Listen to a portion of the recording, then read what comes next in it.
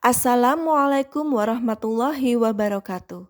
Saya Eko Novika Widyastuti, calon guru penggerak angkatan 11 dari SD Negeri 3 Bendosari, Kabupaten Kendal. Melaksanakan aksi nyata modul 1.4 dengan menyebarkan pemahaman dan penerapan pengalaman budaya positif.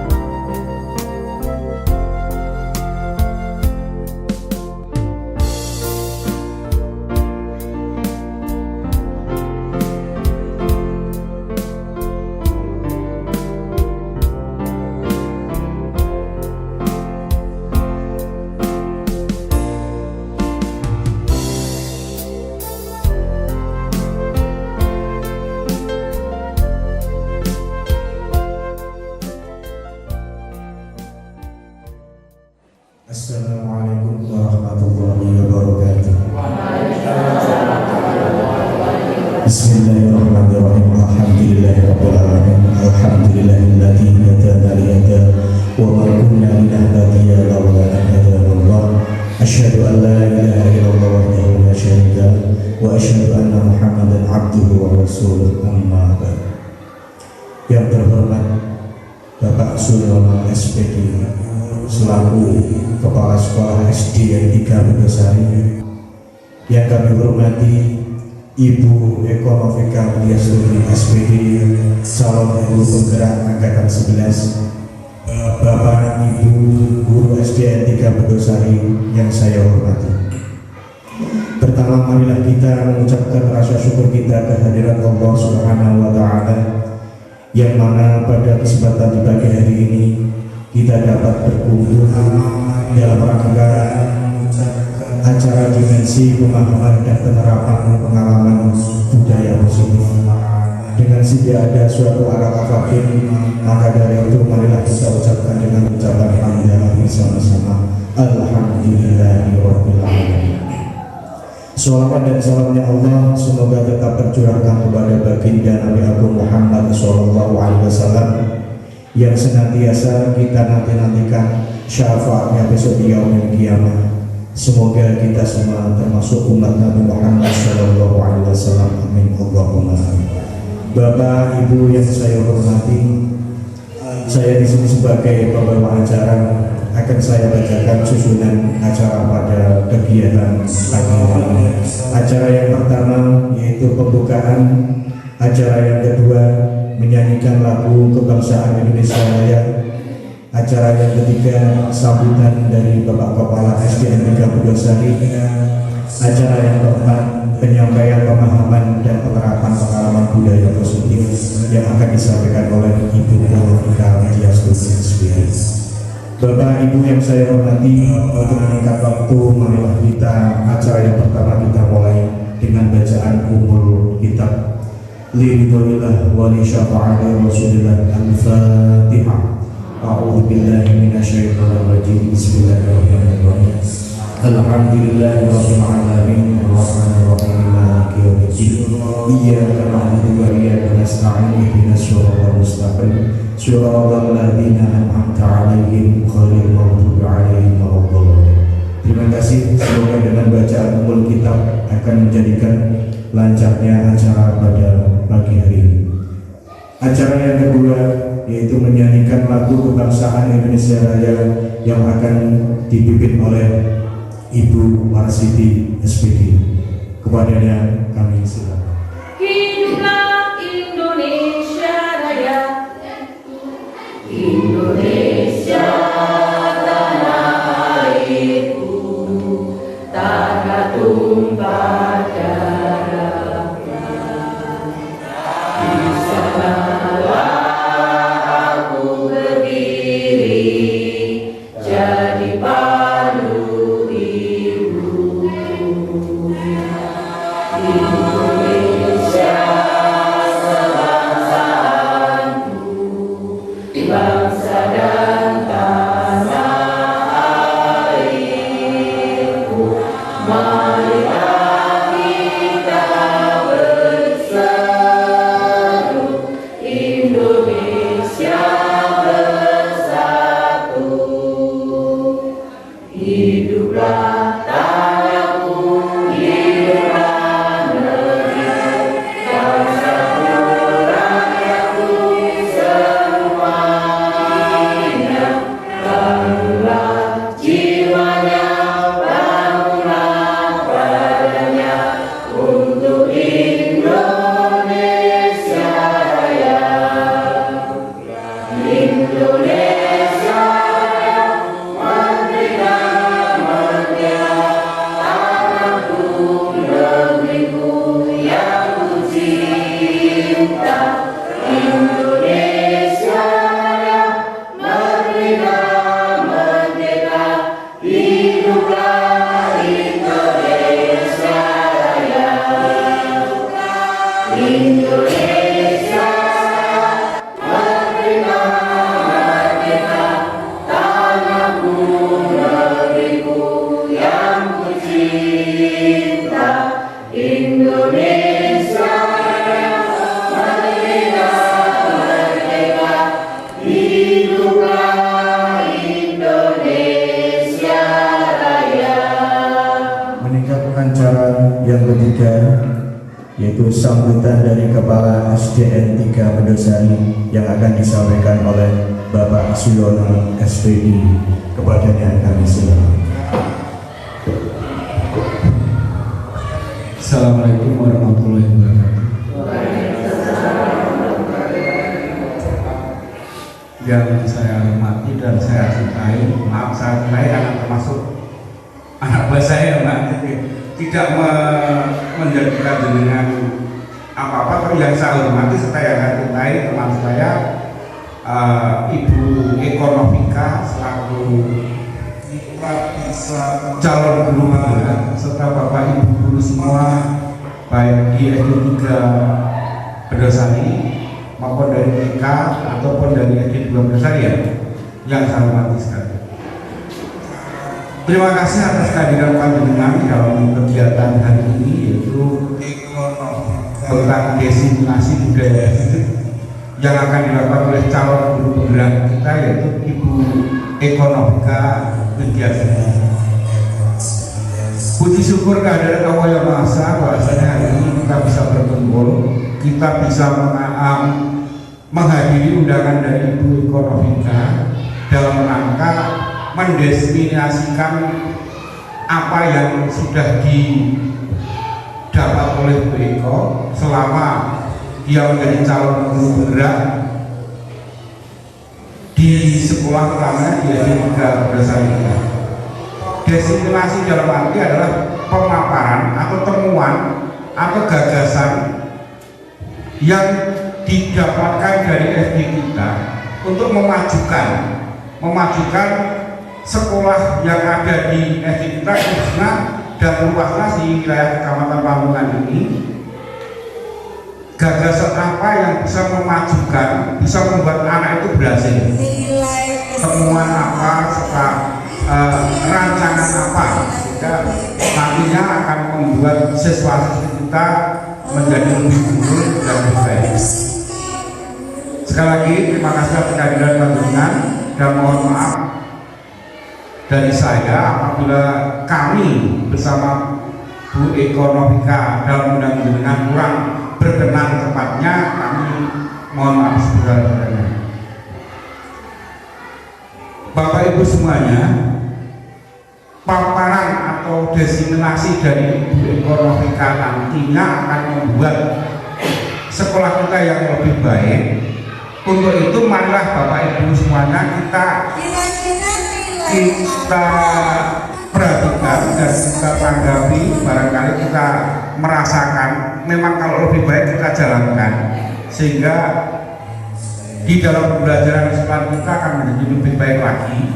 Walaupun toh sekarang sudah baik, tetapi kalau dengan adanya diseminasi budaya positif, budaya apa yang ada di sini nanti akan membuat sekolah kita akan lebih baik lagi, lebih maju lagi. Saya percaya pada Ibu Eko Novika Widyasati ini adalah guru yang hebat, guru yang mempunyai dedikasi tinggi, guru yang bisa memberikan semangat pada teman-temannya, guru yang bisa memberikan motivasi baik terhadap siswa-siswinya, sehingga nantinya akan menjadi sekolah yang lebih berhasil lagi. Jadi harapan saya nanti Bapak Ibu semuanya, mari kita simak bersama apa yang disampaikan oleh Bu Eko nanti, kemudian kita praktekkan di sekolah kita. Demikian harapan saya Bapak Ibu, hanya itu untuk pesan saya pada Bu Eko Novika. Jadilah seandainya Anda adalah guru yang terbaik nantinya, jadilah sekolah kita juga menjadi sekolah yang terbaik. Terima kasih. Saya kira hanya cukup jelas itu selamat menjalani tugas Bu Eko Novika. Dan untuk teman-teman mari kita simak bersama. Demikian. Assalamualaikum warahmatullahi wabarakatuh. Waalaikumsalam warahmatullahi wabarakatuh. Demikian sambutan dari Kepala SDN 3 Mendosari, kami sampaikan terima kasih. Dilanjutkan acara yang keempat, yaitu penyampaian pemahaman dan penerapan pengalaman budaya positif yang akan disampaikan oleh Ibu Eko Novika Widyasati SPD. Sekaligus saya serahkan acara pada pagi ini. Saya sebagai pembawa acara, kekurangannya saya mohon maaf yang sebanyak-banyaknya. Akhirul kalam, ihdinas siratal mustaqim. Wassalamualaikum warahmatullahi wabarakatuh. Kepada Ibu Novika Widyasati kami silakan.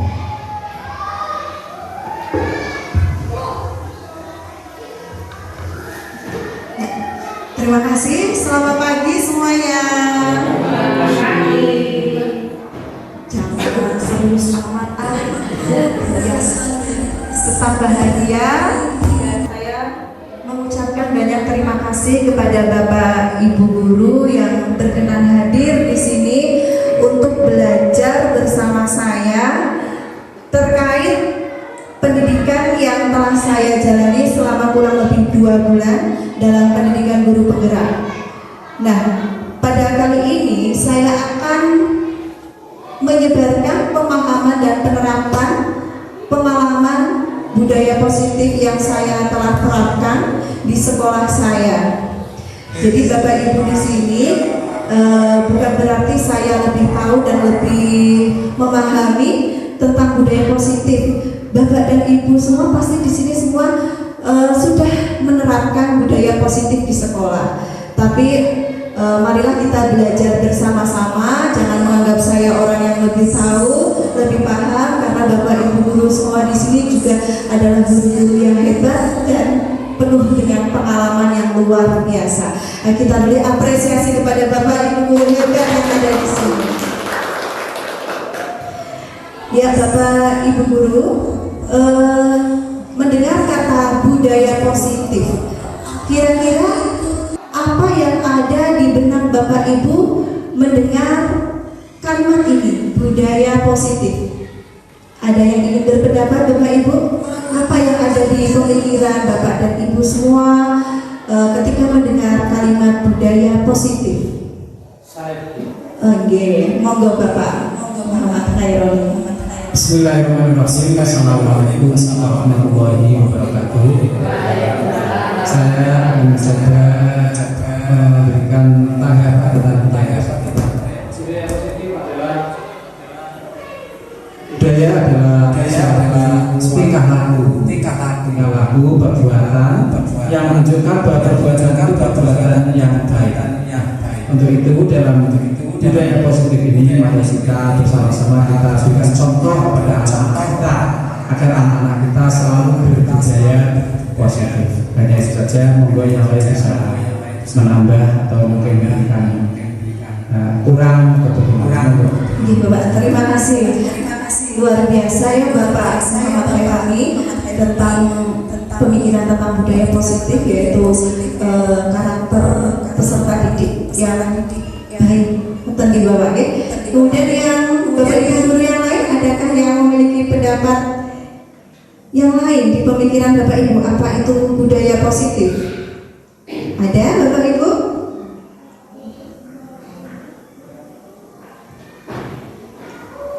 Halo.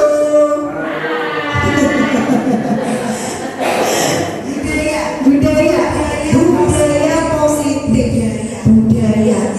Kita sering mendengar ya kata budaya. Apa toh sebenarnya budaya itu? Setuju gak kalau budaya itu berkaitan dengan kata kebiasaan? Setuju. Positif itu mengarah ke arah apa? Yang baik. Berarti diharapkan di sekolah itu memiliki kebiasaan-kebiasaan yang baik. Lingkungannya, warga sekolahnya itu bisa saling mendukung untuk mewujudkan budaya positif. Lah kepripun carane? Nah, sesuai pemikiran Ki Hajar Dewantara, pembelajaran itu kan harus berpihak kepada anak. Setiap yang kita lakukan itu harus berpihak kepada kepentingan dan kebutuhan anak. Seorang guru itu dalam pendidikan menurut Ki Hajar Dewantara itu adalah menuntun, bukan menuntut tapi menuntun, iya, menuntun putra-putri murid kita agar kelak bisa tumbuh dan berkembang menjadi pribadi yang baik. Ya, tentunya ini harus ada budaya yang positif di sekolah kita. Bagaimana menciptakannya? Sebelumnya saya ingin memperkenalkan orang-orang hebat yang selalu mendampingi saya. Yang pertama, ini adalah fasilitator, dia adalah seorang guru di SMA Tegal, guru bahasa Inggris, Bapak Martono. Kemudian ini pengajar praktik, beliau adalah kepala sekolah dari SMP Alfat Worodadi, ya, Telogopayo, Ibu Teguh Prihati. Kemudian ini ada pengajar praktik dari Klaten, Bapak Alfandi. Jadi saya ketika belajar itu bersama dengan para calon guru penggerak angkatan 11 dari Kabupaten Klaten juga. Kita belajar bersama. Nah, yang mendampingi kita adalah beliau-beliau orang hebat, bertiga. Nah, ini Bapak Ibu, budaya positif di sekolah ialah nilai-nilai, keyakinan, dan kebiasaan-kebiasaan di sekolah yang berpihak pada murid, agar murid dapat berkembang menjadi pribadi yang kritis, penuh hormat, dan bertanggung jawab. Jadi dalam menciptakan budaya positif itu perlu adanya kolaborasi dan kerjasama yang baik antar warga sekolah. Bagaimana mewujudkannya? Nah, kita ambil contoh misalnya nih, Bapak Ki Hajar Dewantara menyatakan bahwa seperti perbandingannya dengan hidup tumbuh-tumbuhan seorang petani. Dalam hakikatnya sama kewajibannya dengan seorang pendidik yang menanam padi misalnya, hanya dapat menuntun tumbuhnya padi. Ia dapat memperbaiki kondisi tanah,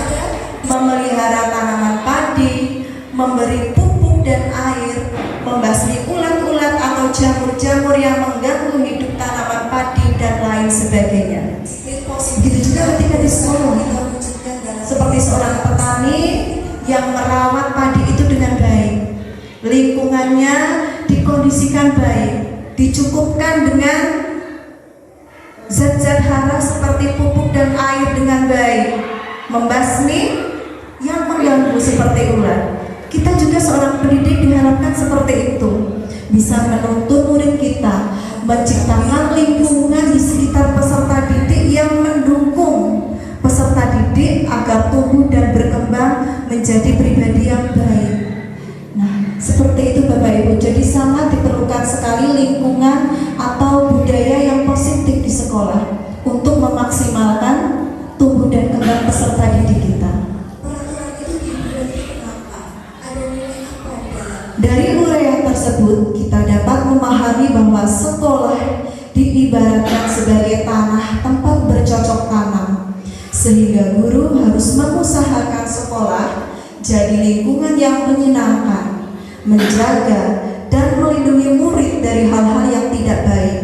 Dengan demikian, karakter murid tumbuh dengan baik. Salah satu tanggung jawab seorang guru adalah bagaimana menciptakan suatu lingkungan yang positif, yang terdiri dari warga sekolah yang saling mendukung, saling belajar, saling bekerja sama, sehingga tercipta kebiasaan-kebiasaan baik. Dari kebiasaan-kebiasaan baik akan tumbuh menjadi karakter-karakter baik warga sekolah, dan pada akhirnya karakter-karakter dari kebiasaan-kebiasaan baik akan membentuk sebuah budaya positif. Baik Bapak Ibu yang hebat, untuk mewujudkan budaya positif ada 6 komponen inti yang harus kita pahami. Pertama, tentang disiplin positif. 2, motivasi perilaku manusia. Ketiga, kita harus memahami tentang posisi kontrol guru. Keempat, adanya keyakinan sekolah atau kelas. 5, kebutuhan dasar manusia. Keenam, segitiga restitusi dalam menyelesaikan suatu permasalahan. 6 komponen ini Bapak Ibu, dari disiplin positif sampai segitiga restitusi adalah komponen-komponen inti yang mendukung terwujudnya budaya positif di sekolah. Pasti ada hal-hal yang baru kita dengar, seperti ternyata posisi kontrol guru itu ada berbagai macam nanti. Kemudian kebutuhan dasar manusia, kemudian apa itu segitiga restitusi, kita akan belajar bersama-sama Bapak. Ada peraturan seperti itu, membuat sampah pada. Komponen yang pertama tentang disiplin positif, mewujudkan budaya positif dengan disiplin positif. Apa itu disiplin positif? Yaitu pendekatan disiplin yang mengajarkan tanggung jawab kepada murid dan mengembangkan kesadaran diri berdasarkan nilai-nilai kebajikan yang mereka yakini. Jadi diharapkan siswa kita, murid kita, peserta didik kita itu memiliki tanggung jawab yang berasal dari diri mereka, dari internal, bukan berasal dari eksternal. Karena kalau berasal dari kesadaran diri mereka sendiri, dari internal mereka, itu lebih efektif daripada yang berasal dari luar atau eksternal. Kemudian disiplin positif itu fokus pada disiplin internal yang memungkinkan murid mampu mengontrol tindakan mereka sendiri. Oh, aku tidak boleh berbuat seperti itu karena aku meyakini nilai-nilai kebajikan. Nah, diharapkan muncul pemahaman dan tertanam dalam diri mereka tuh nilai-nilai kebajikan yang luar biasa, yang dapat menjadikan mereka itu memiliki karakter baik yang kuat. Nah, itu dengan cara adanya disiplin positif yang berusaha kita wujudkan dalam diri setiap peserta didik kita. Nah, kita tadi belajar tentang nilai-nilai. Nah, misalnya ada peraturan seperti ini Bapak Ibu, harus memakai helm. Kira-kira nilai apa? Kenapa harus ada peraturan memakai helm? Ada nilai apa di dalam peraturan tersebut? Nilai keselamatan. Itu yang dimaksud nilai kebajikan. Anak-anak membersihkan kelas biar kelasnya bersih, nyaman, membuang sampah pada tempatnya. Ada peraturan seperti itu, membuang sampah pada tempatnya. Itu ada nilai kebajikan apa Bapak Ibu? Ada nilai kesehatan, ada nilai kebersihan, dan nilai kerapian. Nah, itu yang dimaksud nilai-nilai kebajikan. Nah, nilai-nilai itu yang diharapkan kita tanamkan ke murid kita. Tidak hanya sekedar peraturan kok. Mereka juga paham dalam peraturan itu tuh ada maknanya, ada nilainya, ada maksud atau nilai yang harus mereka yakini. Nah, hanya sekedar peraturan tidak akan mengena kepada peserta didik kita. Mereka harus paham nilai yang dimaksud dalam peraturan itu tuh apa.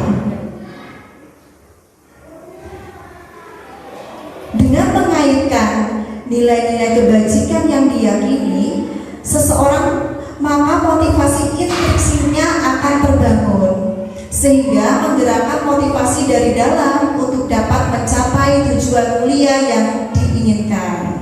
Dengan mengaitkan nilai-nilai kebajikan yang diyakini seseorang, maka motivasi intriksinya akan terbangun. Jadi begitu pentingnya kita harus membangun nilai-nilai kebajikan dalam setiap jiwa murid atau peserta didik kita. Tidak hanya peraturan nih Bapak Ibu, kita harus memberikan pemahaman kepada peserta didik kita. Peraturan itu dibuat itu kenapa? Ada nilai apa di dalamnya?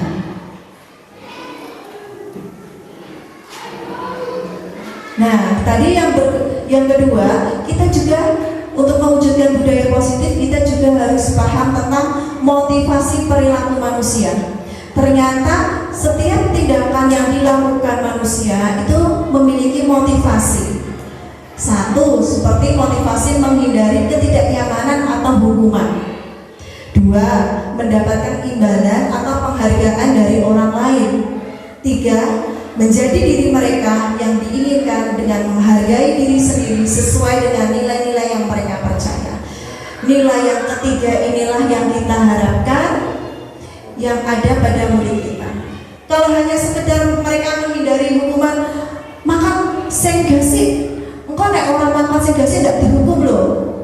Nah, itu kan mereka melakukan itu bukan berdasarkan motivasi intrinsik atau internal yang ada di dalam mereka, tapi karena takut terkena hukuman.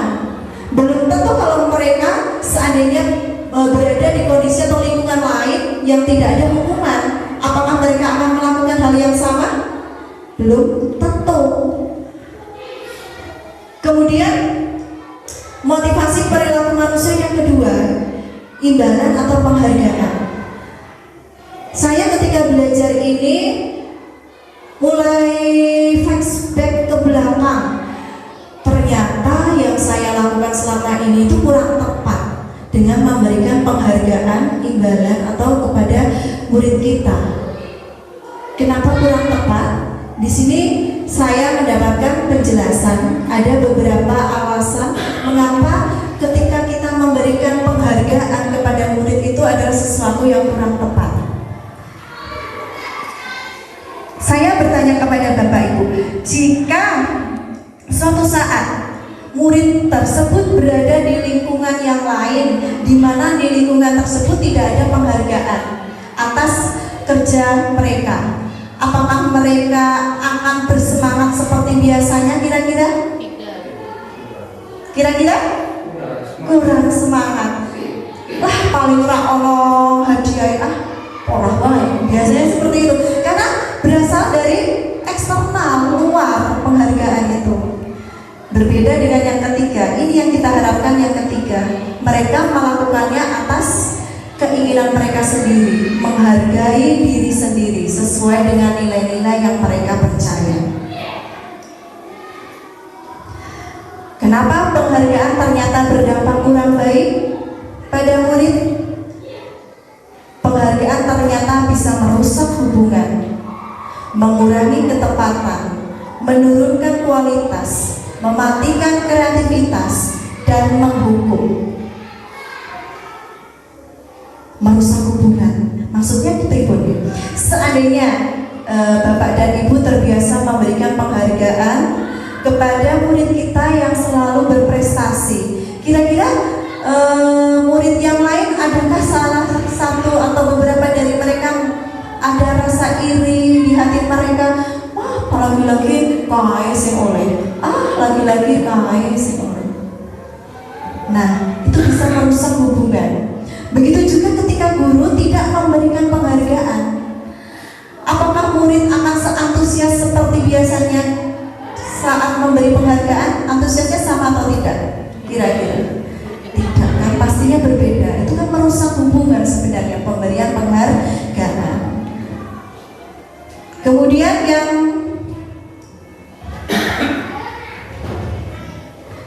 ini Bapak Ibu penjelasannya yang merusak hubungan.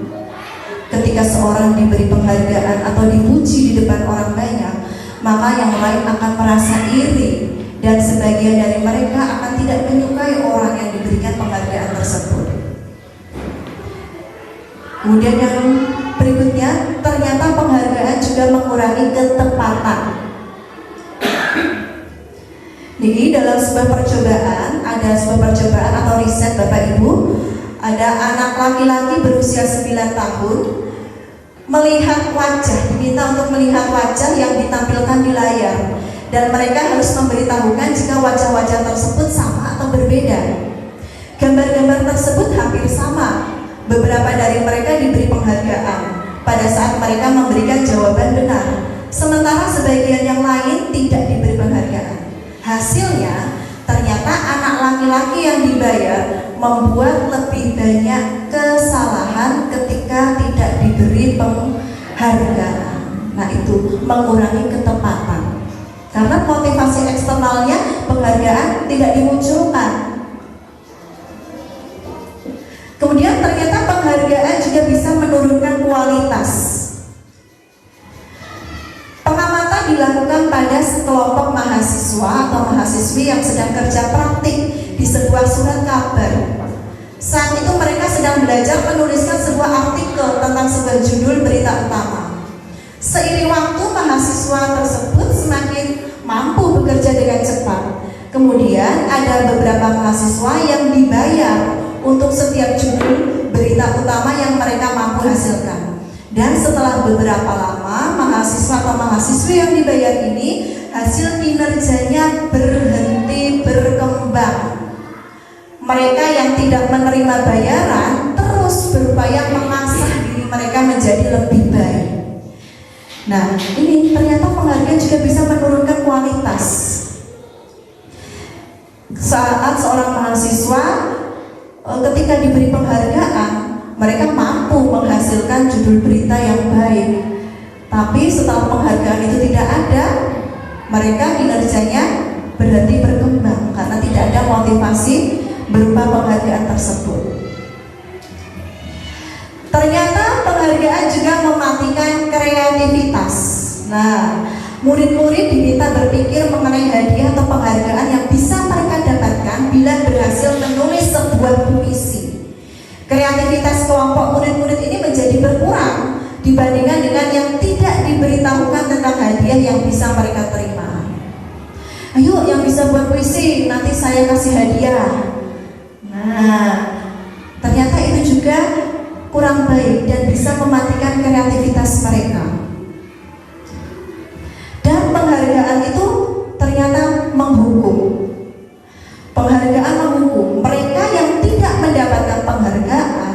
Misalnya dalam sistem ranking, mereka yang mendapatkan ranking kedua atau bahkan ranking yang ke-11 atau yang terakhir itu merasa yang paling dihukum.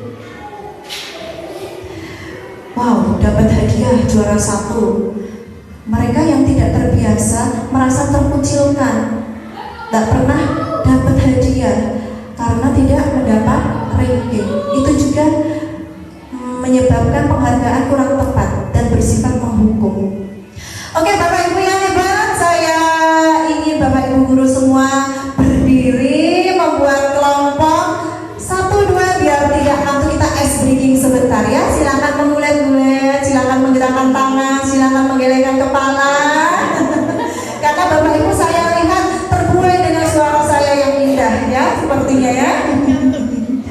Oke, Bapak dan Ibu bisa berhadapan. Kita akan ice breaking menebak kalimat. Yang menghadap ke belakang jangan melihat kalimat yang ada di depan. Jadi berhadapannya depan dan belakang, bukan kanan dan kiri. Oke. Berarti nanti Mbak Puji, Bu Yogi hadap ke depan, Pak Rangga, Pak Putih dan Pak Roni akan memberikan sebuah instruksi berupa gerakan tangan, tidak menggunakan mulut, menggunakan tangan, kaki atau alat alat gerak panjenengan, tapi tidak boleh menggunakan suara. Ya, oke, kita belajar sebentar. Kita ice breaking sebentar biar tidak jenuh ya Bapak Ibu.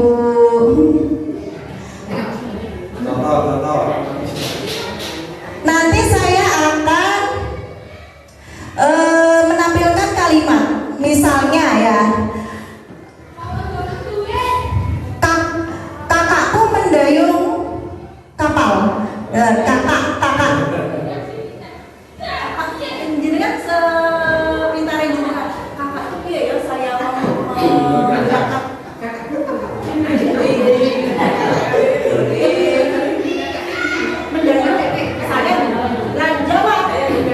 Misalnya Pak Toha jawab kakak, itu kakak jawab kakak.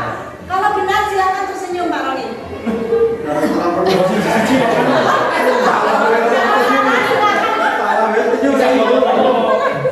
Nanti ada 5 kalimat ya. Ini kata kalimatku. Kalimat. Posisi cici bawa Dede kelompok 1. Jadi nanti melihat kalimat ke 1. Ya, Mbak Puji kalimat ke 1. Nyemati melihat kalimat kedua. Pak Rangga melihat kalimat ketiga. Pak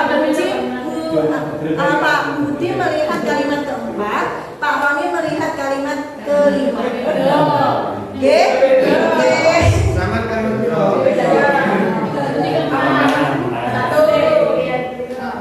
Jangan lihat dulu, lihat ke belakang, oke? Tebak kalimat. Kalau rekan panjenengan menyebutkan benar, silakan tersenyum. Kalau salah, silakan merengut. Berarti kalau tersenyum, lanjut ke kata berikutnya. Oke, siap?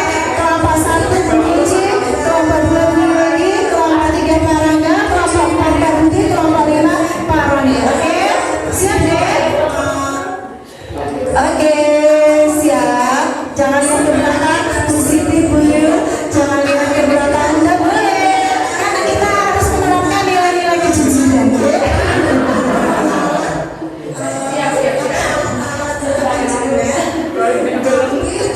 Sudah terlihat ya Bapak Ibu ya. Oke, kita belajar 1, 2. Oke.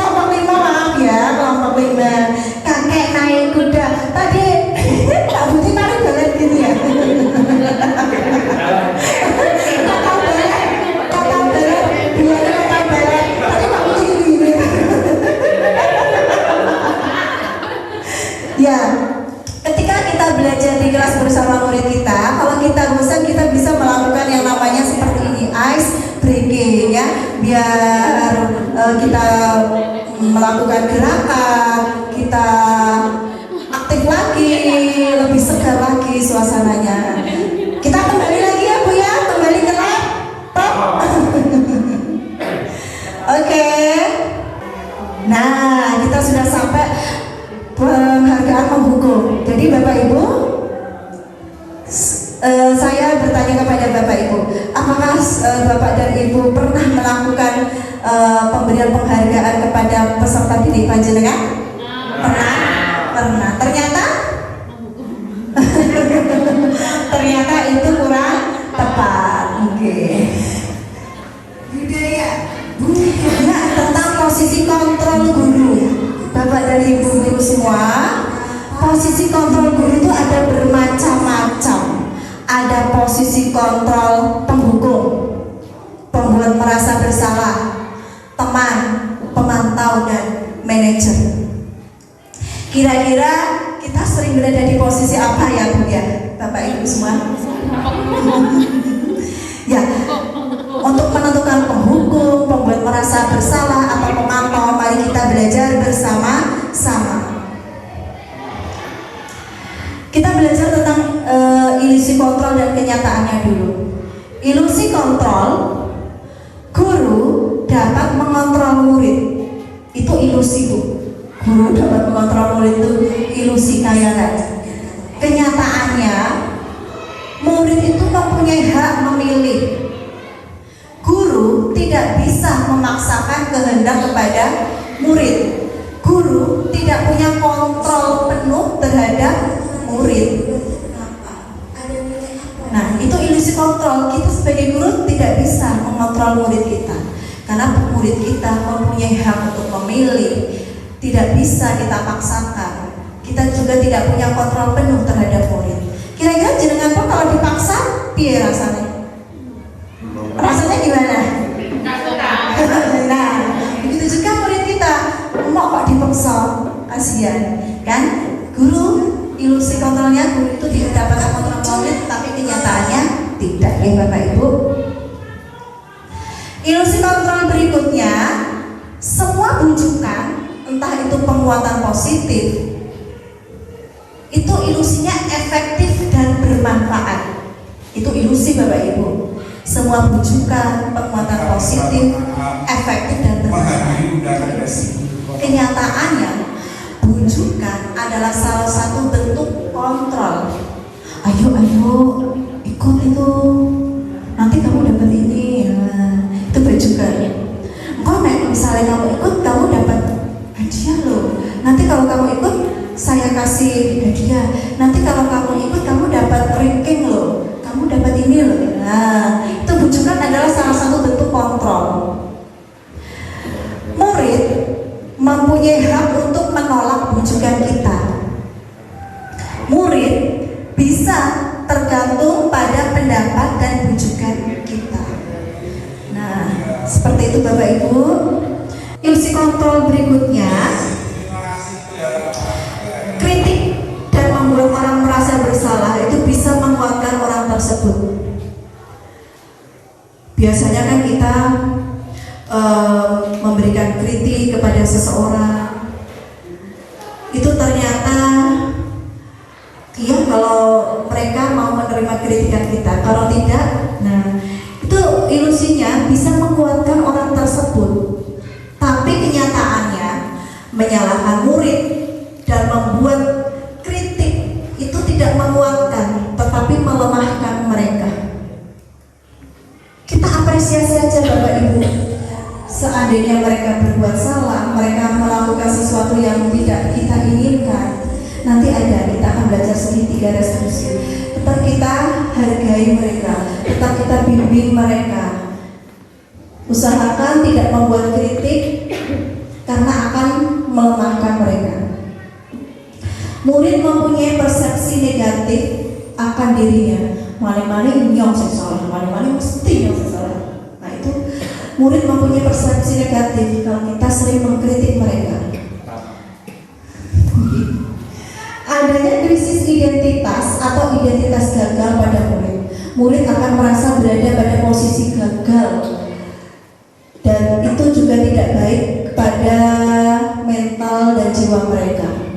Jadi diharapkan Bapak Ibu, untuk kritik itu sebisa mungkin untuk kita tidak membuat kritik, apalagi kritik negatif, kecuali kalau kritiknya membangun. Kalau kritiknya negatif dengan kalimat yang menyela atau menyakiti hati, sebisa mungkin dihindari, ya, karena akan melemahkan murid.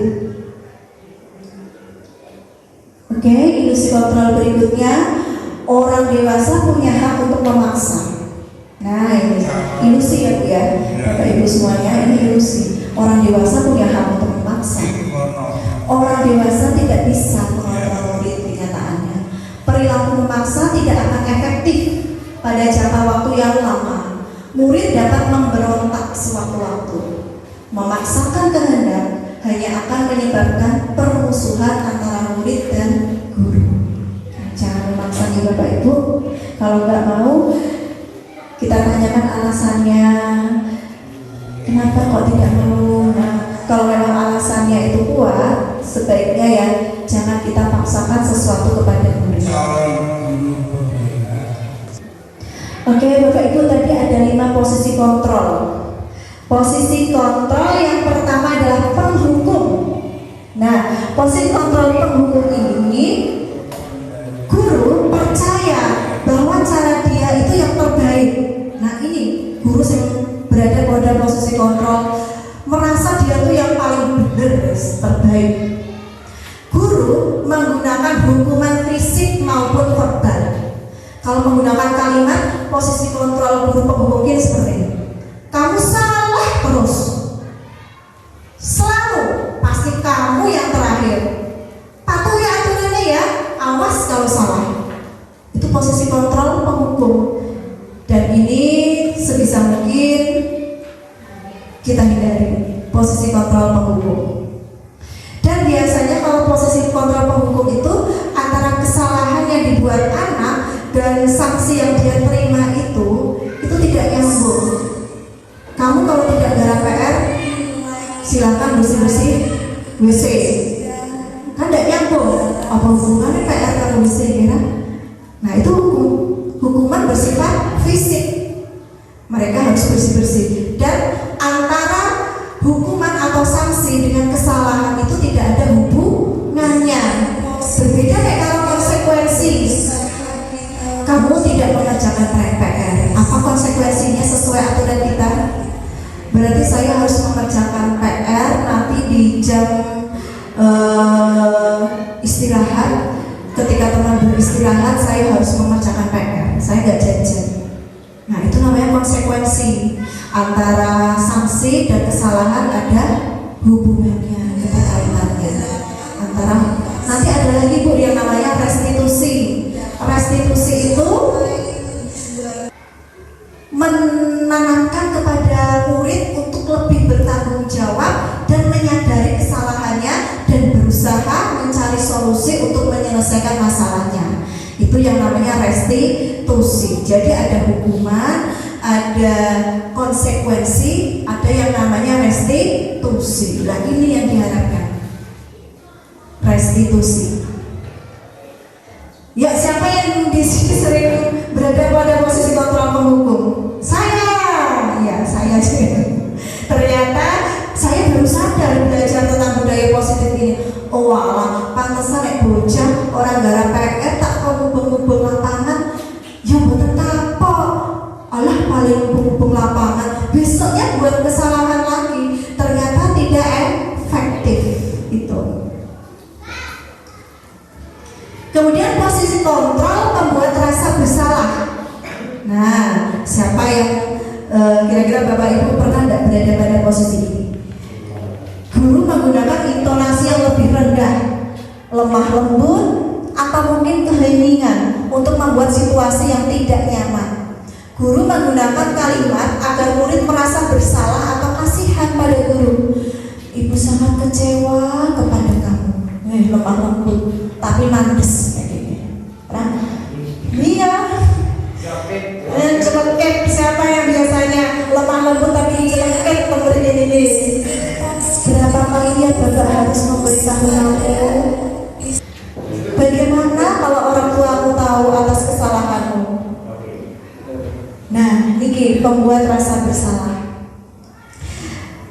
tapi nandes atau cekit, kata Pak Toto tadi. Apa kamu tidak kasihan sama ibu? Biasanya juga seperti itu kalimatnya. Itu membuat rasa bersalah. Jadi muridnya kayak gitu rasanya, merasa sangat bersalah si muridnya ketika kita berada posisi kontrol ini. Kemudian posisi kontrol berikutnya sebagai teman. Sebagai teman itu baik ibu, bapak, tapi kurang efektif. Guru menggunakan kalimat persuasif itu mengajak, dan intonasi nada suara ramah untuk mengontrol murid.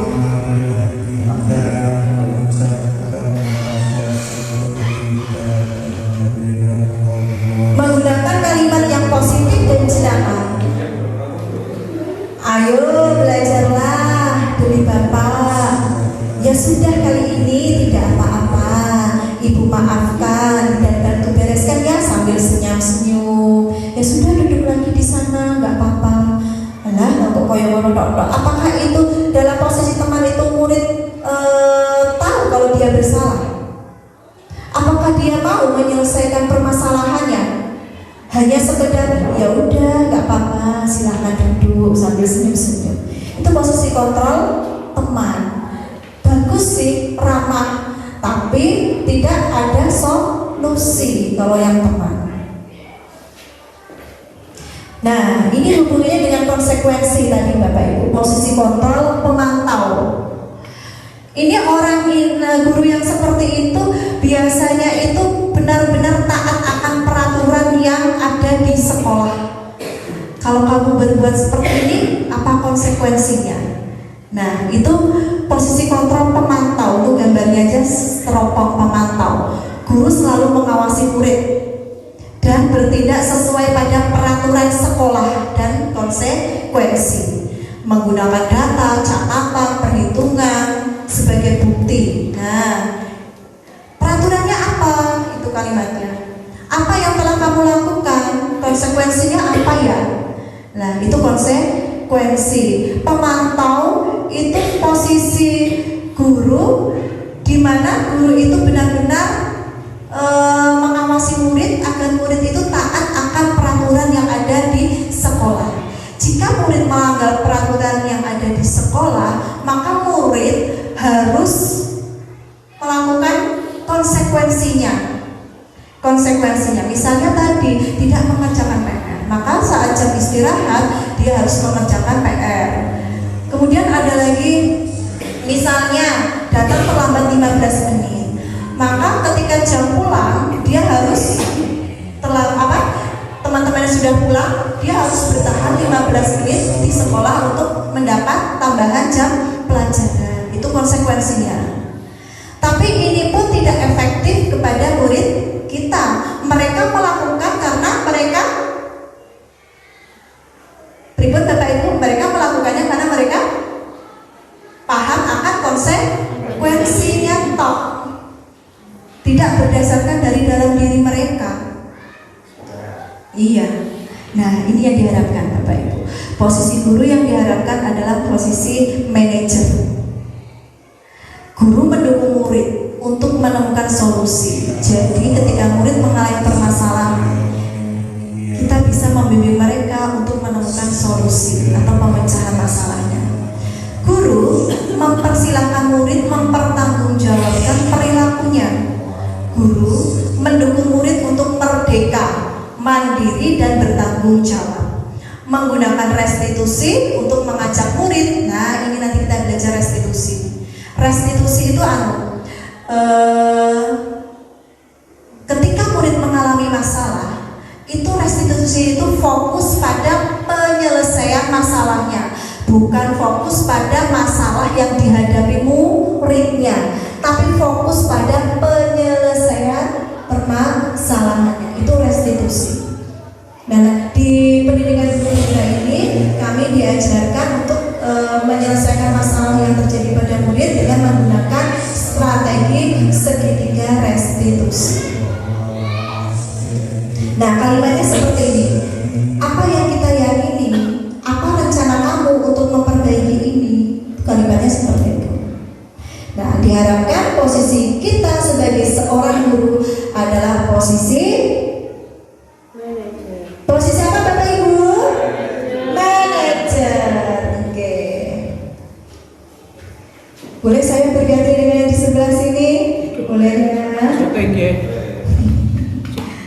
Ya, keyakinan kelas. Apa sih itu keyakinan sekolah atau kelas?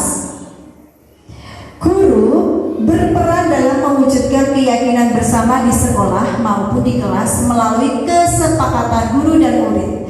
Keyakinan tersebut berupa pernyataan universal yang mudah diingat dan dipahami dan harus diterapkan dalam lingkungan kelas. Bapak dan Ibu, saat tahun pembelajaran baru tahun 2024-2025 ini, sudahkah Bapak Ibu membuat keyakinan kelas? Sudah? Peraturan kelas atau keyakinan kelas yang sudah Bapak Ibu buat kira-kira? Kesepakatan kelas atau peraturan kelas yang telah Bapak Ibu buat?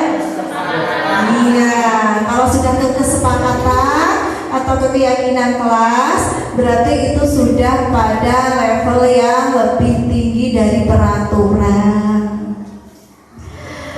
Nah, ini caranya Bapak Ibu membuat keyakinan kelas. Pertama, kita bersama murid-murid kita berdiskusi, berdialog.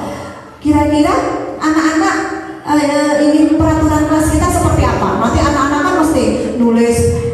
Kalau kelas 5 kemarin sudah nulis peraturan-peraturan mereka di kertas, dikumpulkan. Tidak boleh makan di dalam kelas, tidak boleh membuang sampah sembarang tempat. Nah, banyak peraturan-peraturan yang mereka tuliskan saat itu. Tapi ketika kita menuliskan mereka menuliskan tidak boleh membuang sampah di sembarangan. Terus yang piket harus berangkat lebih pagi biar bersih. Itu tujuannya apa? Apakah sama? Tadi piket, ada yang menulis piket, harus ada piket, terus tidak membuang sampah sembarangan. Itu tujuannya sama nggak? Sama. Memiliki nilai apa? Nilai kebersihan. Nah, itu tadi peraturan-peraturan yang mereka tuliskan yang bisa dijadikan satu payung. Misalnya tadi ada 2 kalimat yang memiliki nilai sama, itu dijadikan satu.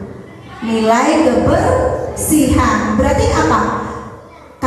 Nanti kalimatnya seperti apa? Kami meyakini sangat penting untuk menjaga kebersihan di kelas. Nah, itu peraturannya tapi buahnya ada 2, ada 3. Itu kan terkait dengan nilai kebersihan. Nah, setelah itu kita simpelkan, sederhanakan kalimatnya. Dan diarahkan Bapak Ibu, misalnya anak-anak tadi mengatakan tidak boleh membuang sampah sembarangan. Nek peraturan kelas itu pakai kalimat yang positif, jangan menggunakan tidak. Buanglah sampah di tempatnya, misalnya dengan tidak menggunakan negatif, kalimat negatif. Ini Bapak Ibu contoh peraturan kelas 5 yang sudah saya buat. Kemudian ini keyakinan kelas 5. Coba Bapak Ibu, saya ingin bertanya, hadir tepat waktu, ada kebersihan dan kerapian, jaga kebersihan kelas, kemudian membawa peralatan sekolah yang diperlukan, menggunakan seragam sesuai aturan. Ada lagi masalah tentang menggunakan gadget atau HP. Gunakan gadget sesuai instruksi guru. Ada juga peraturan disiplin dalam pembelajaran. Ada partisipasi dan kerjasama. Bekerja sama dalam kelompok dengan baik. Kemudian ada juga peraturan harus mengerjakan tugas dan PR. Kira-kira Bapak Ibu ini bisa dijadikan satu payung yang mana? Yang dinilai menghargai. Mana yang bisa peraturan menjadikan satu payung menghargai? Niki, partisipasi dan kerjasama. Dan yang mana yang bisa menghargai? Dan saat guru sedang mengajar, ajukan pertanyaan dengan sopan. Ini dijadikan satu payung kan? Disiplin dan partisipasi, peraturan ini dapat dijadikan satu payung karena memiliki nilai yang sama, yaitu nilai menghargai. Nah, ini nilainya menghargai. Terus kalimatnya apa? Semua anggota kelas perlu saling menghargai dan merasa aman. Boleh dengan kalimat seperti ini Bapak Ibu. Kami meyakini sangat penting untuk saling menghargai. Boleh. Kemudian kebersihan. Kira-kira yang mana? yang bisa dijadikan nilai kebersihan? Hanya ini toh ya kayaknya ya. Ya. Kejujuran. Kira-kira Mama yang dimasukkan bisa dimasukkan peraturan yang bisa dimasukkan di nilai kejujuran? Ya, geger. Terus ada lagi Bapak Ibu? Tugas dan PR. Ya. Kejujuran bisa. Kemudian tanggung jawab. Ya, hadirat, membawa seragam, memakai seragam, membawa peralatan sekolah ini bisa dijadikan satu payung yang kehadiran. Peralatan sekolah yang diperlukan harus dibawa, seragam sekolah juga harus tepat. Ini adalah peraturan yang memiliki nilai yang sama, yaitu tanggung jawab. Nah, dalam nilai tanggung jawab ini kita bisa menulis kalimatnya seperti ini: setiap anggota kelas perlu mengikuti kegiatan pembelajaran dengan baik, yaitu seragamnya harus sesuai, peralatan yang diperlukan, yang dibawa yang diperlukan juga harus disediakan, kehadiran. Paham ya Bapak Ibu? Jadi jangan hanya sekedar membuat peraturan kelas, karena di dalam peraturan kelas ini ada apa Bapak Rangga? Di setiap peraturan kelas ada apa? Ada apa? Nilai. Di setiap peraturan yang kita buat pasti ada nilai. Nah, nilai-nilai yang sama ini kita jadikan satu. Kita ringkas. Nah, peraturan kelas itu jangan terlalu banyak. Buatlah 3-7 peraturan yang mudah diingat siswa. Oke, kita belajar kebutuhan dasar manusia. Kebutuhan dasar manusia. Kebutuhan dasar manusia itu ada 5 Bapak Ibu: bertahan hidup, kasih sayang, dan rasa diterima, penguasaan, kebebasan, dan kesenangan. Misalnya, contoh Bapak Ibu, saya membeli mobil. Kalau alasannya, wah, hanya butuh tuku mobil lagi, saya ingin menunjukkan kemampuan saya kalau saya itu bisa naik mobil. Itu berarti kalau alasannya seperti itu apa kira-kira? Nih Bapak Ibu, pakai penguasaan. Nah, berarti kebutuhan yang ingin saya penuhi adalah penguasaan. Kemampuan saya itu harus diakui, penguasaan. Saya beli mobil karena saya ingin mencukupi kebutuhan buat nge-grab, biar bisa menghasilkan uang, bisa untuk memenuhi kebutuhan. Kalau alasannya seperti itu berarti ya yang mana? Bertahan hidup. Iya. Saya pengen punya mobil biar saya bisa rekreasi bersama keluarga saya. Kemudian saya bisa pergi kemanapun bersama keluarga saya. Kira-kira kesenangan. Kalau alasannya itu.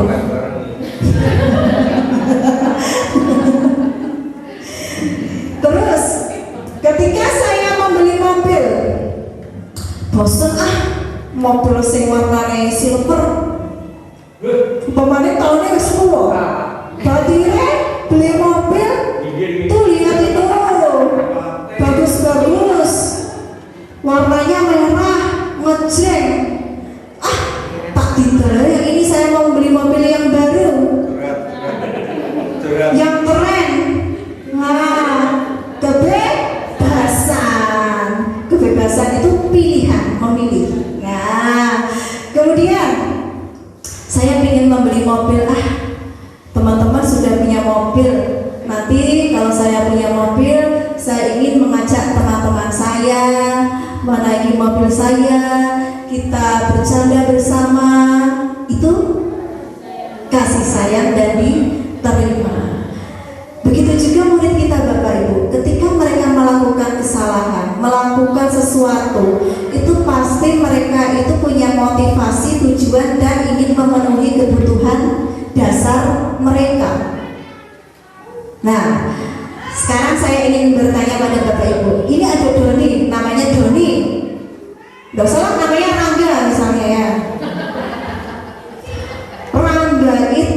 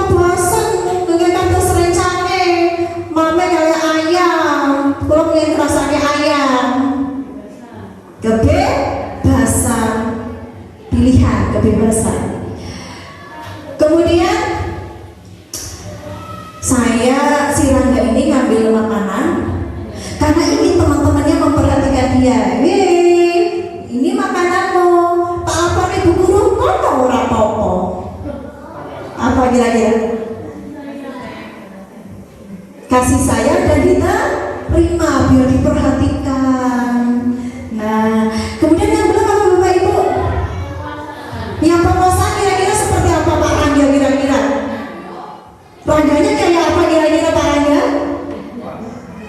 Kalau dia ingin memenuhi kebutuhan penguasaan, saya hah? Mengancam temannya biar takut, biar teman-temannya mau menurutinya. Sini, umpani we. Nah, seperti itu misalnya ya. Dia itu ditakuti. Iki loh aku Rangga, seperti itu. Paham ya? Jadi anak-anak itu mereka melakukan sesuatu itu pasti ada alasannya, ada kebutuhan dasar yang ingin mereka penuhi. Paham ya? Jadi jangan salah terus. Nah, untuk menyelesaikan permasalahan kita, nah ini Bapak Ibu konsep yang harus kita pahami, namanya segitiga restitusi. Segitiga restitusi itu ada 3 tahap Bapak Ibu. Tahap pertama, nih, menstabilkan identitas, validasi tindakan yang salah, dan tahap terakhir menanyakan keyakinan. Jadi Bapak Ibu sangat penting sekali kita untuk membuat keyakinan, baik kelas maupun sekolah, biar murid kita tuh tahu nilai-nilai yang kita yakini, yang kita sepakati itu apa. Jadi ketika mereka melanggar, kita bisa menanyakan kepada mereka, keyakinan kelas apa yang sudah kamu langgar, atau keyakinan kelas apa yang sudah kita sepakati. Nah, ini fungsinya di tahap ketiga ini. Nah, jadi sangat penting sekali untuk membuat keyakinan kelas, tidak hanya peraturan kelas. Nah, mau tahap pertama tadi menstabilkan identitas. Jadi ketika anak berbuat salah, kita harus bisa menstabilkan identitas dari gagal ke identitas yang sukses. Ketika mereka merasa bersalah, mereka merasa gagal. Bagaimana kita bisa menjadikan yang mereka menjadi pribadi yang sukses? Katakanlah seperti ini pada tahap pertama. Berbuat salah itu tidak apa-apa, hal yang wajar. Tidak ada manusia yang sempurna. Ibu bapak guru juga pernah kok melakukan kesalahan itu. Ini tahap pertama, kita bisa melakukannya dengan kalimat-kalimat ini. Bukan kamu saja yang tidak berhasil dalam pembelajaran ini. Kita sudah mencoba yang terbaik yang bisa kita coba. Ini tahap pertama, menstabilkan identitas, mengubah dari gagal menjadi sukses. Jadi ketika anak berbuat salah, jangan langsung disalahkan. Ya, kita dekati mereka, berdialog terbuka bersama mereka. Tidak apa-apa, berbuat salah itu hal yang wajar. Misalnya seperti itu. Oke Bapak Ibu, saya ingin Bapak dan Ibu memperhatikan yang dengan seksama dan dalam tempo yang sepanjang-panjangnya.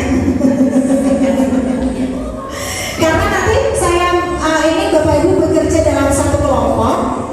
Dalam kelompok itu ada kelompok 1 dan kelompok 2. Nanti kelompok tersebut akan membuat kasus. Nah, kasus tentang murid yang tentang murid yang berbuat kesalahan. Nah, nanti kelompok Bapak Ibu silakan mewakili, nanti ada yang jadi guru, yang jadi murid. Bagaimana kita berdialog. Nah, pahami Bapak Ibu ya, berdialog menyelesaikan masalah murid tersebut dengan menggunakan segitiga restitusi. Tahap pertama, menstabilkan identitas, adalah tahap yang bertujuan mengubah identitas anak gagal yang merasa bersalah tadi menjadi orang sukses. Kemudian tahap yang kedua, validasi tindakan yang salah. Nih, tadi hubungannya dengan kebutuhan dasar manusia, hubungannya dengan motivasi. Anak melakukan hal tersebut, pastikan ada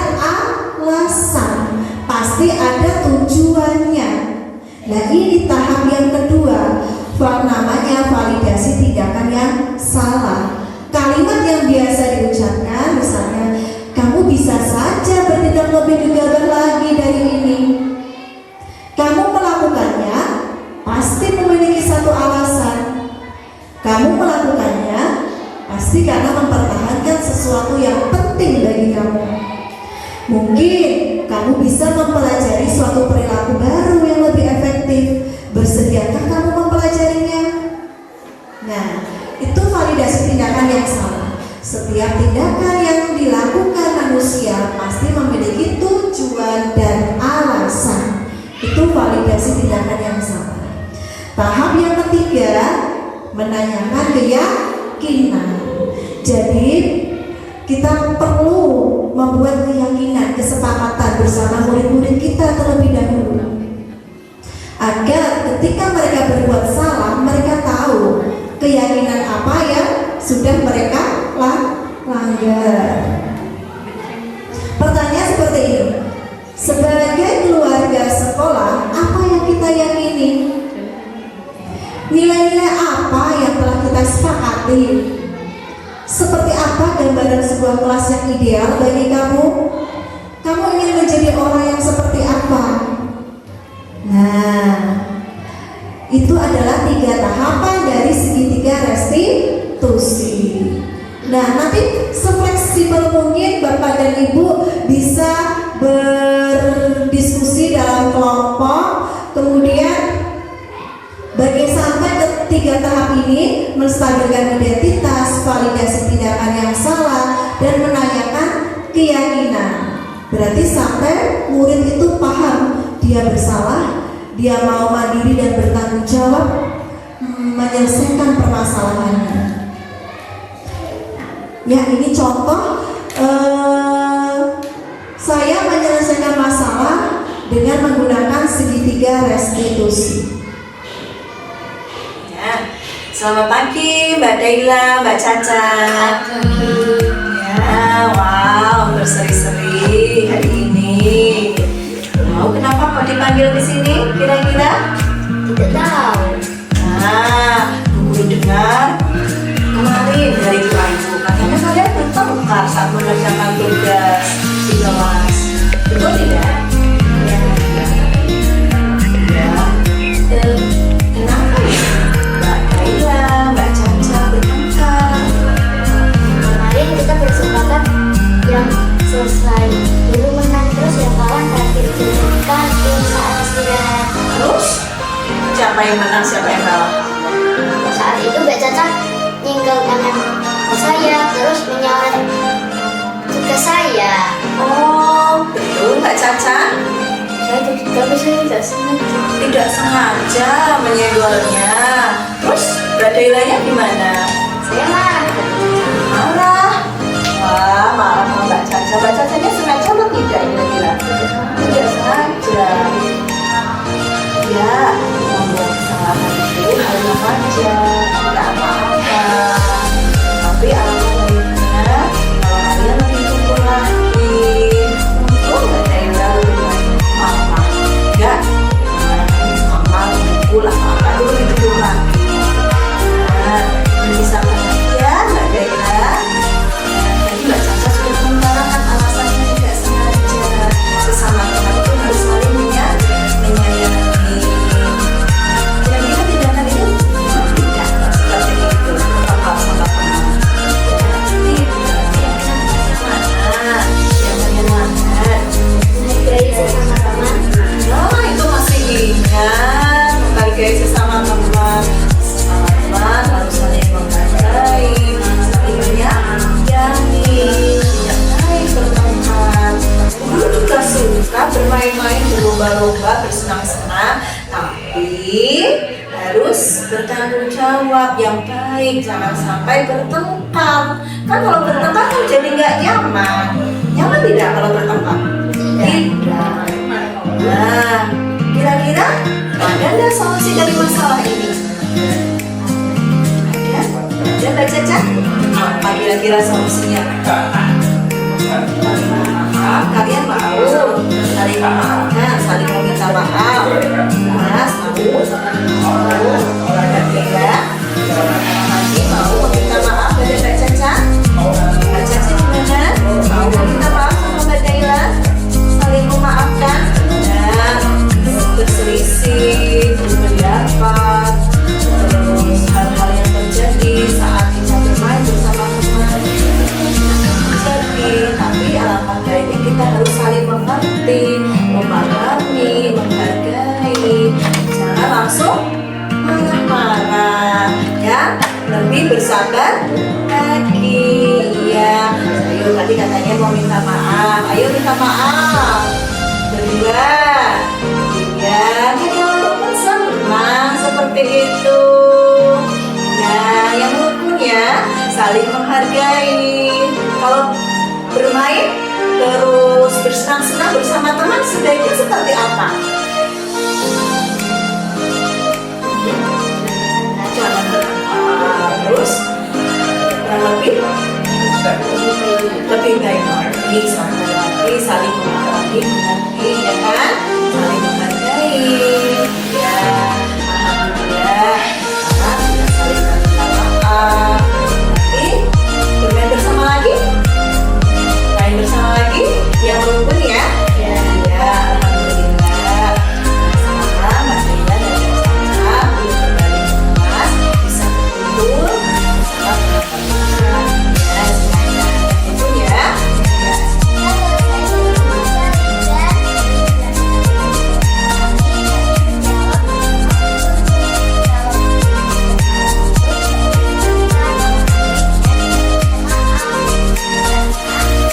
rukun ya. Itu membuat suasana menjadi tidak baik. Kalau berteman itu sebaiknya rukun dan saling.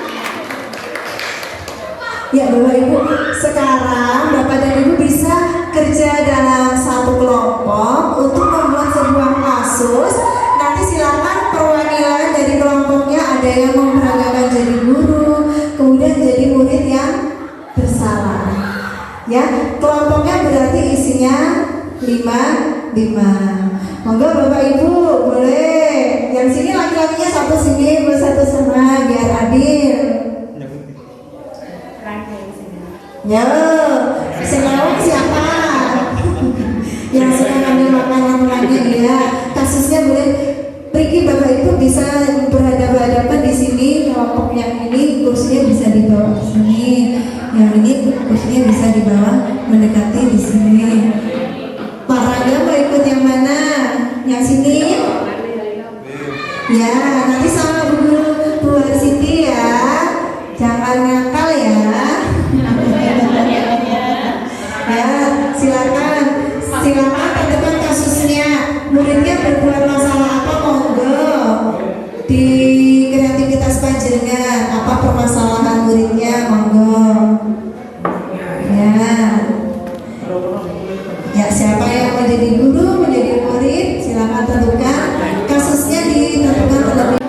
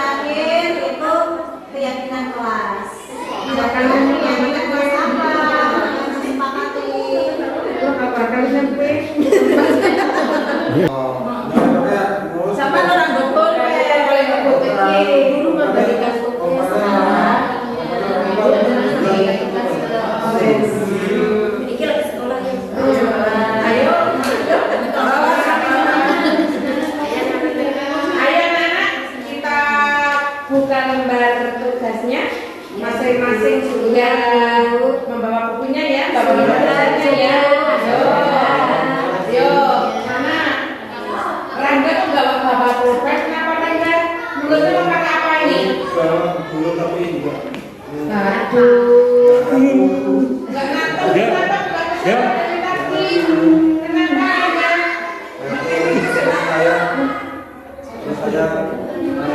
Nah, kenapa itu musiman lagi seperti apa? Ya, baliknya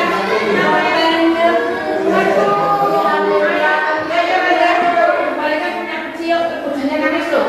Aku ya lagi juga masalah. Saya diambil ranggaku. Kenapa itu? Kenapa? Karena ambil pensilnya Saya nggak bisa.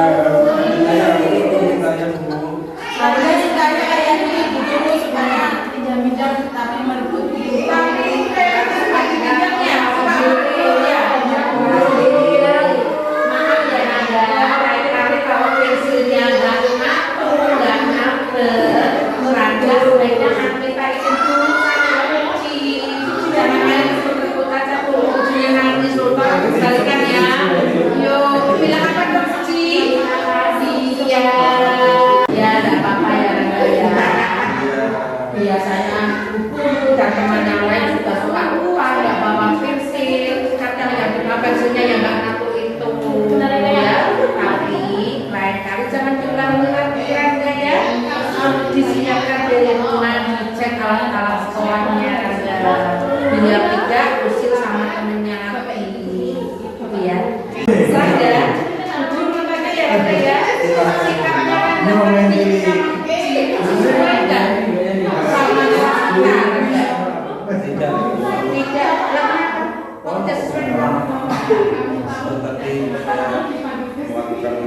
Belum Bu. Itu tindakan yang tidak baik Bu. berarti tindakan tidak baik boleh enggak? Tidak boleh Bu. Tidak boleh. Berarti Anda tahu ya kalau tindakan tidak baik. Iya Bu. Iya. Sudah Anda ya. Iya. Intinya besok-besok nggak boleh diulang lagi sama siapa aja di kelasnya kita ya. Lain kali kalau kan nggak apa-apa nggak punya sebaiknya minta izin Uci sama Yogi sama karena tidak sesuai dengan keyakinan kelas kita itu ya. Jangan kita lagi jadi anak yang baik, jadi anak yang hebat. Oke, aku baik-baik.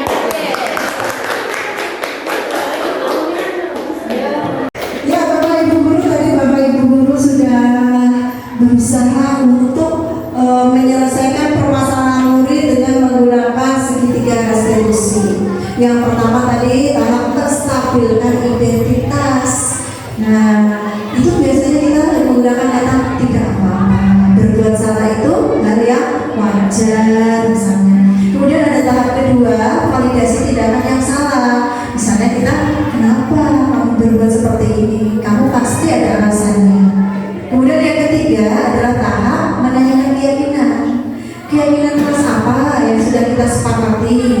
Kalau kamu berbuat seperti itu, apakah sesuai dengan keyakinan kelas kita? Misalnya seperti itu. Tadi sudah ya berkaitan. Kemudian kita berada pada tahap refleksi. Nah, Bapak Ibu Guru, hebat. Apakah yang sudah kita pelajari pada hari ini? Adakah hal-hal yang berkesan yang Bapak Ibu Guru pelajari?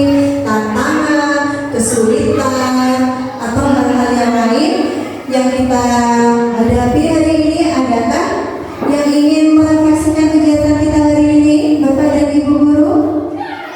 Iya, silakan.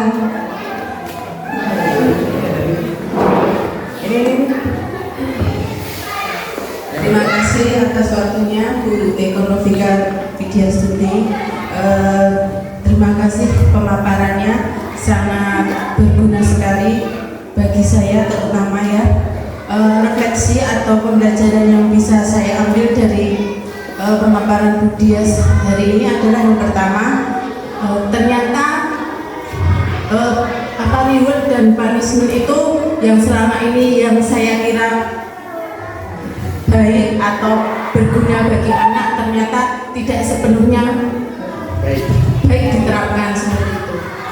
Yang kedua, tadi saya sangat senang sekali ketika mempelajari tentang apa itu segitiga restitusi, di mana saya bisa belajar menuntut anak itu tidak harus, anak itu tidak dituntut tetapi dituntut seperti tadi yang di depan tadi ya. Kita sebagai guru, karena anak-anak didik kita itu adalah, mereka adalah manusia merdeka yang tidak bisa dituntut sesuai dengan keinginan kita. Mereka mempunyai keinginannya sendiri, kemampuannya sendiri untuk berkembang. Nah, kita seperti tadi disampaikan, seperti seorang petani seperti di mana kita seorang petani itu kadang bercocok tanam padi, ada yang jagung. Nah, diibaratkan anak-anak itu ada yang jadi padi, ada yang jadi jagung, mungkin seperti itu. Nah, mungkin itu saja yang bisa saya sampaikan. Sekali lagi terima kasih pemaparannya. Wassalamualaikum warahmatullahi wabarakatuh. Bapak Ibu, kalau kita tidak bisa memberikan penghargaan atau rewards kepada murid kita, lalu kita menggunakan mereka dengan cara apa, Bapak Ibu, agar mereka motivasi intrinsik dari dalam diri mereka. Banyak kata-kata yang mewakili Bapak Ibu guru ngendika barusan itu adalah apresiasi. Kita memberikan pengakuan, apresiasi, pengakuan terhadap tidak hanya kepada murid kita yang bisa saja, apresiasi atau pengakuan terhadap seluruh murid kita, kemampuan mereka masing-masing kita beri apresiasi dan pengakuan. Sedikit yang mereka dapatkan adalah pencapaian yang luar biasa bagi mereka, walaupun hanya sedikit. Itu bagi anak-anak tertentu adalah hal yang luar biasa.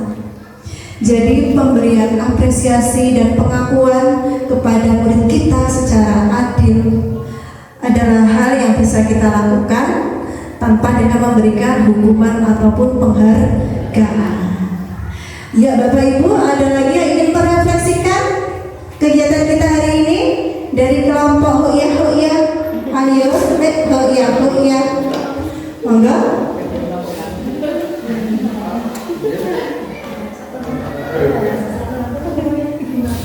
Iya, terima kasih atas paparannya kepada Ibu Eko Dias Widyastuti yang telah memberikan berbagi pengalaman kepada kita semua. Dari awal tadi saya sangat senang sekali mendapatkan tambahan ilmu bahwa pada penjelasan tadi sangat-sangat berharga bagi kami untuk mendidik para anak didik kami. Karena yang namanya pembelajaran itu seperti tadi yang disampaikan oleh Ibu Yogi, bahwa kita itu tidak boleh menuntut siswa dengan keinginan kita sendiri, akan tetapi kita mengikuti kepada peserta didik, atau kita menuntut kepada peserta didik apa yang dia punya, apa yang dia kuasai, berkompeten dalam bidang apa, kita tinggal menuntutnya dan mengarahkannya. Dan untuk menciptakan generasi anak didik yang hebat, yang cerdas, yang pintar, itu tidak hanya dengan kita harus memberikan nilai-nilai positif, yaitu seperti perilaku itu yang sangat penting bagi kami, bahwa perilaku itu sangat penting bagi kehidupan kita. Tanpa adanya perilaku yang positif, maka hidup kita tidak akan berarti. Jadi saya ambil intinya saja bahwa pada kegiatan pada kali ini yaitu menerapkan nilai-nilai positif, mendidik anak yang menjadi anak yang berakhlakul karimah. Bagaimana kita belajar tentang berbagai macam kebutuhan dasar manusia Manusia ingin seyogyanya pasti ingin memenuhi kebutuhan dasar mereka yang ada 5 tadi ya Bapak Ibu. Bertahan hidup, kesenangan, kasih sayang, kepenguasaan, dan kebebasan. Nah, kita juga harus tahu murid kita berbuat seperti itu tuh pasti ada alasannya, ingin memenuhi kebutuhan dasar mereka yang seperti apa. Jangan langsung menyalahkan mereka. Selesaikanlah masalah mereka. Kita berada pada posisi kontrol manager dengan menggunakan tadi restitusi. Fokus pada penyelesaian masalah, membangun mereka dari identitas gagal menjadi identitas sukses. Ya Bapak Ibu guru hebat, banyak hal yang kita pelajari hari ini. Mudah-mudahan apa yang kita pelajari pada hari ini bermanfaat untuk kita semua dan dapat diterapkan di sekolah kita, sehingga sekolah kita dapat menciptakan budaya positif. Kenapa harus budaya positif? Karena dengan lingkungan sekolah yang baik, yang memiliki budaya yang positif, akan membantu peserta didik kita tumbuh dan berkembang dengan maksimal menjadi pribadi yang berkarakter positif, atau yang kita lebih kenal saat ini dengan nama profil pelajar Pancasila, yang di dalamnya ada 6 dimensi. Bapak Ibu guru hebat, demikianlah diseminasi saya tentang penerapan dan pengetahuan pengalaman budaya positif. Terima kasih karena panjenengan semua berkenan hadir di sini belajar